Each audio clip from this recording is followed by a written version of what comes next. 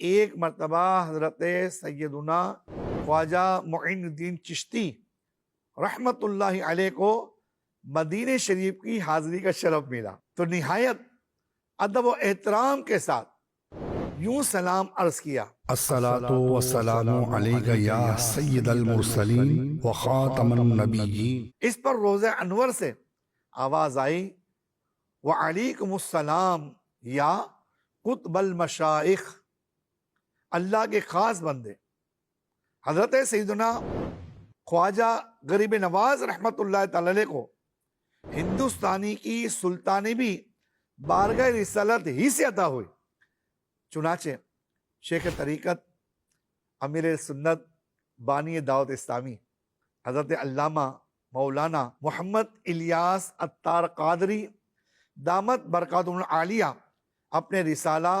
خوفناک جادوگر کے صفحہ نمبر 2 پہ لکھتے ہیں: سلسلہ عالیہ چشتیہ کے عظیم پیشوا خواجہ خواجگان سلطان الہند حضرت سیدنا خواجہ غریب نواز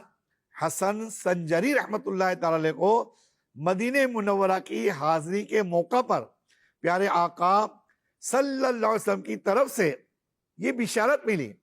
اے معین الدین، تو ہمارے دین کا معین یعنی مددگار ہے، تجھے ہندوستان کی ولایت عطا کی، اجمیر جا، تیرے وجود سے بے دینی دور ہوگی اور اسلام رونق پذیر ہوگا۔ آپ رحمت اللہ تعالی علیہ اس بشارت کے بعد ہندوستان روانہ ہوئے اور سمرقند، بخارا، عروس البلاد، بغداد شریف، نیشاپور، تبریز، اوش، اصفہان، سبزوار،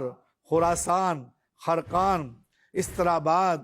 بلخ اور غزنی وغیرہ سے ہوتے ہوئے ہند کے شہر اجمیر شریف صوبہ راجستھان پہنچے، اور اس سفر میں آپ رحمت اللہ تعالی علیہ نے